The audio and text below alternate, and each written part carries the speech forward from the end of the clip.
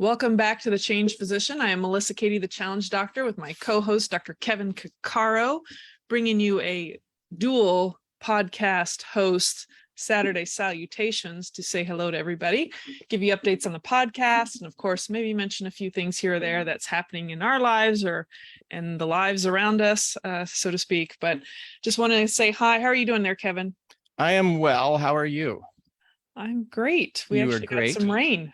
We finally got rain this past week, and things look like they got a little green instead of the crunchy brown. So instead of the crunchy brown. So it's a little bit better, a little bit perking up here, but all is good. And missed you last weekend, but we're back together again. So I'm going to bring up our recent episodes on our podcast just so we can, let's see here. And I don't even know. I think I did a solo one, but I don't think we had a Saturday Salutations last Saturday. So I'm going to go ahead and bring up the last four just in case. Being that today is August 27th, going back to the 14th, would you still do medicine if you could change the past? That's episode 212, where Kevin and I discuss whether we do it all over again. And you just have to go listen to the episode to figure out if we feel that way or not. And then we did a Throwback Thursday with episode 27 with Vicki Chan, Dr. Vicki Chan, who's an ophthalmologist and does direct sales. And she's just super, really good with the TikTok and dancing and educating and giving her opinions. And lots of dancing. Yes, I love it. I told her I would do something in TikTok a long time ago. I still haven't put myself to it, but we'll see about that. But and you remember. I remember. And you remember guilty. You said it, it's still in the back of your mind somewhere. It's still in my subconscious and conscious brain right now. Or thoughts. And let's see, the last week we had episode 213, which was how healthcare and costs are out of control. We kind of gave our spin, pardon the pun, out of control, on our, or at least each of our takes on that. And then we had a Throwback Thursday with Dr. Alinda Cox, who's a gynecologist and went into online health coaching. Really great story there, and some of the people she's worked with. And I think it'd be a great episode to relive. That's from 2020. So any thoughts or comments on those recent episodes, Kevin? No, other than it's just fun to kind of see those episodes that we interviewed in the first season. I kind of like pulling them up again. It does a couple nice things, but the big thing is with, podcasts, you're always making content. Stuff gets buried down there. Mm-hmm. So kind of bringing it back up into the feed and bringing it up to the kind of the surface of awareness again is kind of fun. Yeah. It also made me think is like, we interview all these people and you like all of these people and you want to hang out with them all the time, but obviously can't do it, but there's got to be a way to do something. Well, we talk about these big visions of bringing people together one day. So yeah. You never know. But, I think it's also, we don't do this for ourselves very often, but pat ourselves in the back because there is a lot of work that goes into creating content, regardless if you're podcasters or I will say blogger, influencer of some sort. That's like the most common word used. It's such content creator. Content creator. I don't know if that's still used. That was the old one, the content creator, right? The old blogosphere and things. But yeah, it's a lot of work. Yeah, it's because you don't always feel like doing things sometimes, and then not only that, you might feel like you ran out of content, or there's a lot of psychological things that go into preparing, doing, finishing, continuing it to go on and on. So yeah, I think it's good to recognize that it does take a little bit of effort there and consistency, but I feel like we have a good I think mission or purpose or feeling of, I don't know, any thoughts on that? I think it's just, there is work I think it's involved. Easier with two of us. Way true. Easier. Accountability. Accountability. Because when you're publishing something alone, because my first podcast was solo. And I was like, I'm going to do it all solo. And then I ended up doing some interviews for a while. And then I went back to solo. And it's really, really hard. Mhm. And particularly when you're starting and you're like, oh, nobody's really paying attention to this now. Like at this point, who knows who's paying attention to us, but at least we get a chat. Like, so Mhm. it's sort of the way I kind of viewed. I'm not a big Twitter person, but I always kind of viewed it as like the fly on the wall. Is like you're basically overhearing somebody's conversation, and the conversation is ours. And then if someone wants to join in, go ahead and you can email me, drkevin@thechangedphysician.com. You can always comment. But it makes it so much easier to do. Yeah. And then it also makes me kind of think about, there's probably, well, that there's so many conversations going on out there that we're not aware of that are probably really great conversations. So, or things that you're not thinking about. And someone out there who we don't even know is talking to another person that we don't even know, and they're having a discussion that is fascinating and would it be enjoyable to listen to. And so one of the nice things about our conversations is, if anybody finds our conversations as interesting as I find our conversations, they maybe we're stoking somebody's thoughts and they're having good conversations, or they're having interesting conversations with their family or friend, and maybe they're promoting a little more awareness around these issues and a little bit more thought, because there's something that we need in this world is people just need to think a little bit more outside of their boxes. Mm-hmm. Yeah. It actually reminded me of, I had quite a few anesthesia consultations, which I do before actual surgery days. And there was one in particular, like, you never know when what you say is what somebody needed to hear. And I had a patient and their significant other that was, listening to, and somehow anxiety came up. And this is what blows my mind, is that I mentioned, it's like, if I can just give my 2-minute spiel on, since you mentioned anxiety and some previous pain issues. And I just said, what you bring to the surgery, anxiety, all that's normal. And I talk about this whole subconscious, it's all sensory input. I'm like literally educating this person on pain, stress, anxiety, but tailoring it towards their story. And just like, all these things are sensory input. Your brain is trying to make sense of it all. It's trying to keep you safe. And if you come with a lot more anxiety or stress, and then you can magnify the pain experience after surgery. And then I give the example of, you stub your toe versus, when you won the lottery versus you just broke up with your partner, and, like putting like examples. And when I started saying all this stuff, and this, like, the nervous system's tied to everything, and all of a sudden there was like this silence, and the partner's like, of everything you talked about with the anesthesia, that was the most important thing for her to hear right now. And I was like, we just got back from like this conference and we listened to Tony Robbins speak. And it was talking about where you put your attention is what's going to bother you, and all these kind of things. And like, I had no idea that this had just like surfaced in their brains. So the point is that sometimes when you kind of get used to what you know, and you don't really value what you know and the content you have that you can offer people that could help them, sometimes just putting it out there can make a big difference. So. I would agree. No, I would agree. And a lot of the things, well, I think we even talked about this in an episode, is the curse of knowledge, right? I think we did a whole thing on that. Is you think thing is common, and you think that everybody knows what you know, and that is simply not true. And the more educated that you are, your sort of baseline of things that are thoughtless to you, that you just think are common knowledge, actually raises, and that's outside the bounds for people who don't have that domain specific knowledge. And that makes a big difference. And that actually rounding this back to the content creation thing. You mentioned, well, people start worrying about, well, do I have enough content? And we've all done that, and we've had it ourselves.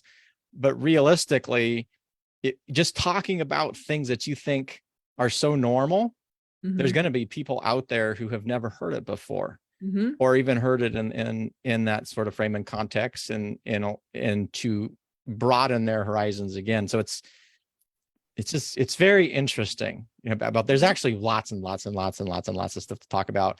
And then on the physician standpoint, there's so much that we know that we think is not important at all, that is truly like a big deal, like things that we take for granted. Or common sense in medicine to us. Common sense in medicine. Well, why aren't they doing this? Well, because people don't know. You forget all that training that we did. You forget everything you learned in medical school. think I've used the example before. Our first day of medical school in biochemistry, I'll never forget this. You don't know anything. Maybe some people have some healthcare background. I like shadowed a guy for a year, but you don't really know anything. And they were trying to incorporate problem-based learning, and they threw this case out, and they're like, okay, now what do you want to order? And my groups, we're just like,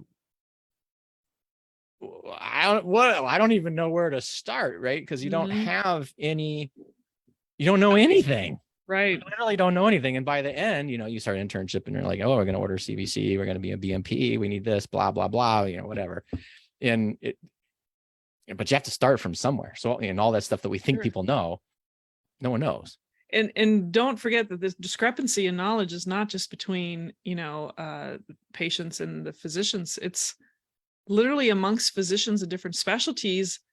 I literally will give you a specific example where I've had surgeons that just want more anesthesia or make them deeper. And I'm saying their blood pressure has gone down. They're asking, why is the blood pressure down? I'm like, general anesthesia causes a drop in blood pressure. And I'm thinking like, everyone knows this. Like surgeons would know this. And it's not common knowledge. Like the parameters that we set and what we tweak all the time, people don't realize that, there's other things that can make it go up and down, but you go to sleep at night, your blood pressure is lower than if you're like stressed out in the middle of the day. Like if you get general anesthetic, it means your nervous system's more calm and it's not bothered by the things being done to you by the surgeon, aka cutting on you. Yeah. But the biggest one to me is the sedation aspect, because they're always like, oh, you can do by MAC. No one outside of the anesthesia world knows what a MAC is as compared to a general anesthetic. All these people running around going, we're just doing it under light sedation. I'm like, that is not light sedation. Monitored general anesthetic with an unprotected airway. It's like, if you can't lightly touch them and say, hey, how are you doing? And they don't answer, that's a general anesthetic. It's like, yeah. I mean, technically when they do the consent forms, it's like monitored anesthesia care. Well, that can run the gamut of, I barely got any fentanyl or pain medicine and no sedation, to you're completely unconscious. And I call that the Big Mac, Well, that's a general though, right? That's a general. That's a general. But monitored anesthesia care doesn't tell you what level of sedation. It's just, you're there to do what's necessary. To keep them safe. Safe. So anesthesia is sort of like the, like airline stewardesses or stewards, airline attendants, whatever you want to call them. Attendants. Yeah. Because, people think, oh, the primary job of the anesthesiologist is to keep the patient so that the surgeon can do the job and keep the patient out of pain. I always like, out of pain, I mean, they're unconscious. You can't experience You're pain. unconscious. There's no pain. but really the job of the anesthesiologist is keep you safe, period. Right. And so the attendant's job is to keep you safe. Are they going to bring you peanuts if they can? Sure. But it's not like, that's not the key focus of their job, is to bring you peanuts and to make sure that, I don't know, you get your Coke or whatever. The job is to make sure that you're safe on the plane. In anesthesia is the same thing. Your job is to make sure that someone's safe while they have a procedure that can, and generally is not, someone can't tolerate when they're awake or under, although there's a lot of stuff people can tolerate when they're awake. We're just a bunch of wimps now, actually. But yeah. Anyway. Well, I always say it's like the pilot, the takeoff and the landing, and in any turbulence, you're managing that. So I always use the pilot thing. The only thing is that, you go down with the plane if you're the pilot, but if you're like the pilot at the head of the bed, you're not really going down with the patient. It's just, anyway, it's the best metaphor I can use, because the beginning and the end are critical points, and sometimes there's critical points during it, but you're coasting kind of on autopilot with the ventilator helping and stuff, anyway. That made me think of an episode I wanted to do. I'm gonna have to reach out to him and see if he'll, because this is a friend of mine from residency that I wanted to bring on, because he went back to medical school where I met him after 20 years as a pilot. And what that pilot analogy is actually right on. There's so many parallels between anesthesia and airline safety that it's unbelievable.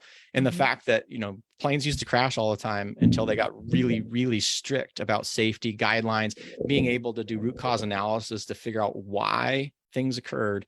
And the same thing happened with anesthesia. Once physicians got involved with anesthetic care, in technology, safety increased dramatically because they started studying this. And now we take it for granted. how safe surgery can be because of the work that physicians have done, in the same way that we take for granted how safe airline travel is, which it just blows my mind how safe that we always are scared on air. Well, not some. I get scared on airplanes sometimes, but it's safer than so many modes of transportation because of this attention to safety. And then the checklists and making sure this is done, and your machine check that you do in anesthesia, and the flight check that you do before you take off. Anyway, I'll reach out to them again, see if I can get them on, and we can have a bigger discussion on that. Yeah, that'd be great. Well, what's been going on, or is there anything you want to share with people from? Well, I don't know. I feel like I've been gone forever. Although we did do a Saturday Salutations a couple weeks 2 weeks ago. Okay. And then I was out before that. So it's been a kind of a busy summer. I think I told last time that I was on, I flew back to my hometown for a big neighborhood gathering of a bunch of parents that turned 80. And so them and the kids and the grandkids and stuff were there. And that was kind of fun to see. And then last week I was gone because my mother is sort of the birthday present to the family, rents a house on the Oregon coast every year. This is the seventh year that we've done it. And so last week I was out doing that, and it is always an absolute pleasure. I'm very lucky to have a family that I just adore and they're fun to be around. And I call them, we're small but mighty. We're a small group, but it's fun. My kids enjoy going. We just lounge and eat, and people run and go to the beach. And nice. Yeah, it's this one. It almost always seems like there's something that happens. Like a couple of the early ones was I never watched like live TV, but the what's that called? America's Got Talent or whatever. Yeah. So a couple of years we did that. We were watching America's Got Talent. That would be like the evening entertainment. And then there was games we were doing one year. Last year we did a lot of puzzles, and this year we were watching movies. So we watched my daughter made us watch Ratatouille, which I've never seen before. Oh yes, that's cute. Which was great. And she's like, you have to see this because we were going to see everything everywhere all at once. Which if you have, it's an awesome movie. Like I haven't seen it. It's awesome. It's Michelle Yeoh's in it, and then the guy who played Short Round in Indiana Jones, as well as Data in the Goonies, he was in it. He's kind of returned to acting, and it is one of the most unique movies I've ever seen. But she's like, you have to watch Ratatouille before it, and then when you it actually helps that you watch Ratatouille before you watch everything everywhere all at once. But great movie. We watched the Goonies because I found out someone hadn't watched the Goonies yet, and I'm like, okay, you gotta watch the Goonies, right? And then what else? Then my mom's favorite movie in the world is Moonstruck, so we actually watched that, and I think it was the first time I've ever seen that. I've seen bits of it because my sister and my mom used to watch this movie all the time, and I would catch like little bits here and there, but I think this was the first time I actually saw the whole thing. So it was a great time. We had a really, really, really, really fun week. So sorry I missed you guys, but I was with my family. It's all good. Yeah. We have to have lives too. So, outside of just podcasting or work or whatever it is. So yeah, that's awesome. I'm trying to think of anything for me to add. Just been busy. In fact, I just was reading an article to one of the plastic surgeons I work with that there's just how the enormous rise in plastic surgery over the pandemic and like across the board. And despite economy and stuff, it's like insane how many. Because after the pandemic, or is it bottled up, or is it just? It's been almost like 40% rise in plastic surgery cases. Why are they kind of hypothesizing? Well, kind of the reasons that we've talked about that I hypothesized with the surgeons too is that there's patients that are working from home a lot now, so they can be at home, or they weren't traveling as much. So the money they used to spend on traveling, they had that available to use towards, having a procedure done. Possibly some just, a lot more video stuff and noticing their face more and wanting to have those things fixed. But I think a lot of it had to do with just being able to recover without anyone seeing them recover. They don't have to take time off from work.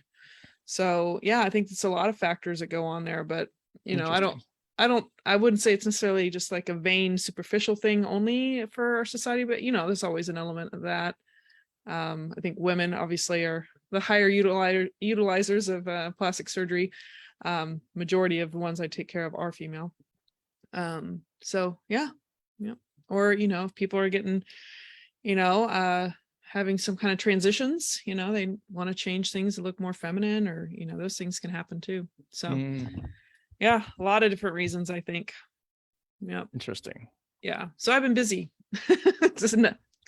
Needless to say. The thing I have not noticed, but I think I mentioned this social media too, by the way. Image. Yeah, blah blah, take the little thingamajiggies. Yeah, that makes sense.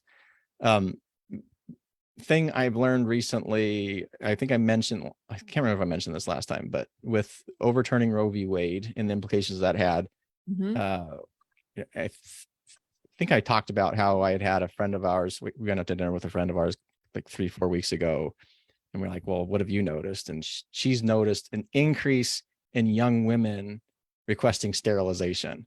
Oh yeah. Which absolutely blew my mind, because now we have young people, many of whom are professional young people, who are then saying, well, if you're not going to let me have control over my body, which is asinine, by the way, I'm going to take what control I have so that this doesn't become an issue to me.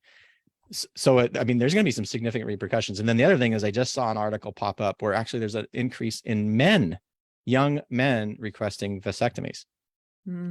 Yeah. So, it's real.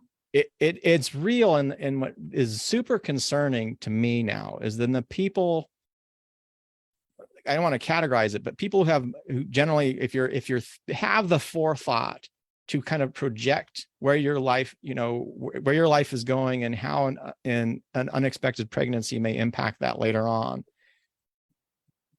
Those are generally some of the people then that you would want to be engaged in the workforce and engaged in parenting, because they're planners, right? And it's the people who are not that are going to be at greater risk, and those typically be lower socioeconomic status, people from kind of traumatic backgrounds, people who aren't aware of the options that they have, and or their bodies, and or what they could do to better themselves. And so what my projection, maybe we'll come back in 10 years and see this, is we're going to start seeing even greater rise in socioeconomic disparities because of this. Yep. I agree. Yeah. Anyway, so yeah, it's interesting. Even some family and friends that we know that are just very religious and just don't want to talk. Everything's beautiful when it comes to a creation of a child. They one of them in particular was just like, we're not going to have this discussion. This is not something we need to discuss or talk about, because obviously there's a difference of views. But one point I'll just make is, just because you want people to have the right to control their body doesn't mean you necessarily agree that whether abortion or something is like something to be proud of, or that it's right. It's just that it's not the decision for you to make. And most likely in most circumstances, and plenty of people that I've met along the way in my medical and personal situations, is that it's rarely an easy choice. And it could be the wrong choice, it could be the right choice, it could be a never choice in somebody else's mind. But the reality is that their lives are not for us to live. And I know that people will be like, well, you can't go murder an adult. I'm like, well, yeah, no kidding, that's against the law. But this is in a situation where there's a very dependent fetus that people will make the choice based on their circumstances. And a lot of people in the medical field, not all, obviously, there's a lot of people that support the right for people, just like the regular general population, that people have the right over their bodies. And unfortunately, the general population, one last thing I'll say is that, talking about knowledge, we're going to circle right back, do not conceptually understand that maybe a tubal pregnancy can kill a mother, because it cannot sustain a life. There may be a fetus there, or starting of one, but a tubal pregnancy cannot sustain like a uterus. And that's just one of many examples where the mother's life could be threatened.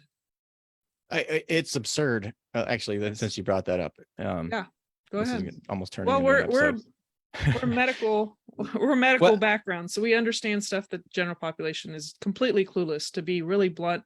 Sorry. No. And so Cards Against Humanity, which is a company I just absolutely enjoy a lot. Obviously I have my biases there, because we tend to view things very similar, but I rarely even play the game, but I buy their stuff to support them. And they have actually now, in states where they're outlawing abortion, they're donating all the profits to NARAL, I think, National Reproductive Rights Union or whatever.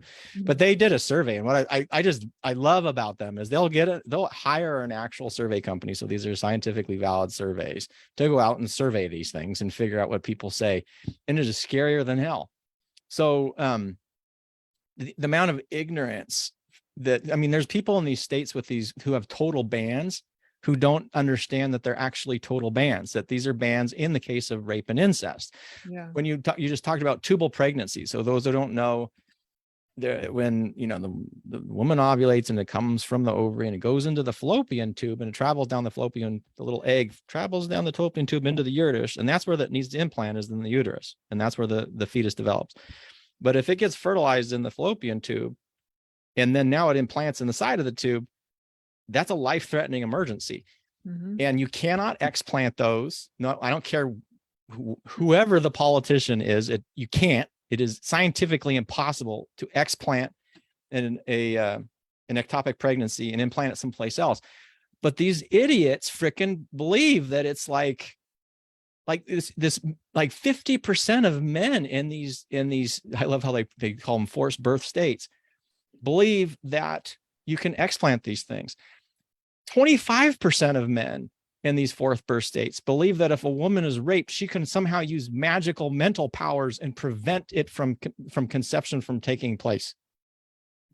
And so disagree all you want, but at least get the science right before you make these decisions, or you investigate them a little bit. News alert. There are actually men, I can tell you from personal experience discussing with men, there are some men that have no idea that they're in typical women, females, born female, normally developed, that they have 3 holes that things can come out of, meaning your menstrual cycle, your flow is separate from where the penis goes during sex. It's a separate flow for the urine.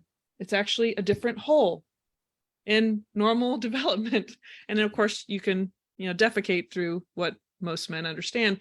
So nothing against men. I think there's just a lot of ignorance. Even some women I've met that didn't know that there are actually 3 different holes for women. The fact that we don't even understand that 100% across the United States, our own anatomy, about basic anatomy, is extraordinarily disconcerting, and just makes you realize the discrepancy in knowledge, that we just do a poor job in general. I don't know exactly the curriculums that come through, or they're just not paying attention. They're just not maybe very intelligent. I don't know. It's one or multiple things. And it's not to be, mean or derogatory towards anybody and lack of education. But if you have people voting and they don't understand just that, we've got problems. So there's my pulpit I got on. And anyone that doesn't agree with this is just like, anti-abortion across, they're going to jump off anti-choice. this. I hate the word anti-abortion. I hate that, because it allows people to frame this argument into abortion. This, like, you're pro-abortion or not. And then the media says that, and is not pro-abortion. Yeah, because there's a lot of other ways of controlling things too. It's pro-choice or anti-choice, because you can be pro-choice and not believe or want an abortion for you or yours. But you can, but this idea that somehow there's people who are actively, everybody should get abortions, is absolute BS. It's choice and anti-choice. And I hate that when people say pro-abortion. I am not pro-abortion. I am pro-choice for sure. Yeah. But don't frame your argument in such a way that it's purposely designed, folks. It's not like someone, I guarantee you that the language use of pro and anti-abortion has been designed by marketers, because it makes it seem more nefarious. Yeah. And is much more while if you frame things in choice versus anti-choice, that's a very different, a lot of people saying that I don't believe in abortion. Once you say it's a choice matter, we're framing it different. Yeah. Because there are people that are anti-choice, where they are trying to block the morning after pill, the ability to sterilize themselves, anything that shows any sense of control over preventing a pregnancy, whether it's before, during, or after. And yet we can't support actually families with The social element is it it's with like horrible. healthcare or perinatal care, and early life education and early parenting skills, all those things that are as or more important than the actual birth itself if you want to have a functioning society. Yeah. So if you're anti-choice, okay, but then put your money where the mouth is and make sure that if people don't have a choice over controlling their body, that we're actually promoting a safe environment for that child now, that it's going to be supported, that's going to be loved, that's going to have the resources available in order to have those opportunities that people think that people just magically have. It's so complicated, and we can't even help kids that are suddenly, I don't know, I'm gonna be very general here. You take in kids and pull them from their parents, and yet you don't provide a safe environment or a supportive, healthy environment for those children. That there's a contradiction here. Yeah. I live in Texas, and we so don't there you fund go. anything, and yeah, it's I don't know. If you know what you do if you don't want abortions is you make sure that we have good sex ed. Yeah, because people don't, even women, even if they are going through the school system, they don't really understand the menstrual cycle, like when you can get pregnant. Yeah. Like, I read a thing a long time ago. I'm not sure if this is still true anymore, but people are like, oh, if you give people sex ed, they have more sex. Actually, that's not true. Well, and it depends on when sex ed was widely available, if I'm remembering this correctly, penis and vagina sex, as Kelly Casperson will say when we bring her back on, we talk about her box. Yeah. So PIV, penis and vagina sex, actually goes down. And I think there was maybe a slight increase in oral sex. And that, again, sort of makes sense if you're worried about pregnancies and things like that. So, man, don't spite. If you see you're going to be anti-choice here, well, then make sure that people don't have to ever approach that choice. Make sure there's contraceptives, make sure that there's actual sexual education. An educated population doesn't mean that someone's going to run out and start screwing everybody. In fact, probably less. It's whatever. I just can't take it. Well, in the medical education, sometimes you see pictures of the things that can happen, or sexually transmitted diseases, and what can happen and what you can get, and that stuff will deter you a little bit, or at least make you more cautious. And so just because you know more doesn't mean you're going to do it more. You might just have a little element of fear and anxiety that might keep you from pursuing too much of it, or with the wrong people. But like telling people about car accidents, and seatbelts prevent death, right? And showing, they do those things, or drinking and driving. We do that, and lo and behold, when you educate people of the risks of drinking and driving and or wearing their seatbelt, people wear their seatbelts and then they'll drink and drive less, along with other things. Yeah. So maybe if we kind of use those same principles to sex, that would make sense. Instead, say sex is completely different.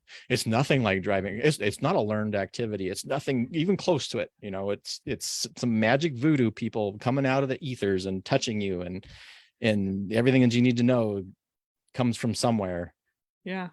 I don't have a child of my own, but I've never understood this hush hush, hide it from, I understand when they're really young, but once I get into closer to that 10-year-old state, where girls can start menstruating, I think it's really important to make sure that stuff is out there and understand how this stuff works. I don't know why it's such a shameful thing. Back in the old days, or in some places, you're naked all the time and you see all the parts. We've hidden and shamed things so much. It's like, why can't people understand how things work? As my mom says, it was because many of the early founders of the United States were the Puritans, and so that puritanical viewpoint has influenced us down the line, because it's just stupid. It is. I didn't grow up with a lot of talk about it, I can tell you that. But look at the books they're trying to ban, like in your state, right? Like one of the banned books is the one about time. What's that one? A Wrinkle in Time. Oh, I read that book a long time ago. I didn't particularly understand what the hell the book was talking about. I still don't understand why it's so popular, because I didn't like it. But I'm like, why in the world would you ban A Wrinkle in Time? Like, what is in there? But there was another one that they wanted to ban that I was like, why would you want to ban that? Anne Frank's diary. Why would you ban that? Particularly if you're in high school, right? There's death. Go to the movie theater. Oh my God. Go look at TV, how much death we have. So just because you get uncomfortable doesn't mean these aren't things we shouldn't talk about. Like, yeah. Like, okay, I'm sorry. Now we don't want to talk about death all the time, but if you are an alive human, it's part of life. So maybe you should talk a little bit about death when it's appropriate. I don't know. We should talk a lot more about death, period. The whole spectrum of it, and end of life care. Episode. Oh yeah, no, I agree. Because there's a whole bunch of people running around thinking that they're going to be immortal and making these decisions that simply just don't make sense at the other end of the spectrum. So we're starting with birth, and at the other end, we have people who are so scared of dying that they put them in these states where, I guess the best thing that they're not dying, but they're certainly not living. Exactly. Yeah. And then what are the choices there? You want to, if you are dying of cancer, do you want to have control over your death? Do you want to have choice there? Or do you want to have no choice there and have, me or Dr. Katie here extend your life by strapping you to a machine and breathing and putting in, feeding tubes and all this other crap? And again, forcing people not to have the choice. Are you going to really support that financially and emotionally and psychologically, socially? No, there's not enough of it. Yeah. Anyway, I think we should end this episode. I think we should too. This has been a very it's long going on Saturday and on to Salutations. 3 episodes. Yeah. Well, sorry, we all went on a little diatribe here because there's a lot of stuff to talk about out there. So we'll just have to incorporate it into some episodes. But why don't you take us out, Kevin? Sure. So thanks for joining us for Saturday Salutations, an extended Saturday Salutations, where we rant against the state of the world and encourage everyone to go out, think, make conscious decisions, and really kind of decide where it is that you want to keep people from having choice. Are you anti-choice or pro-choice on many different things? If you have any comments, you can email me directly. I may or may not respond, and you may not get the response that you want from me, but you can do so at drkevin@thechangedphysician.com. And until next time, stay well. Take care.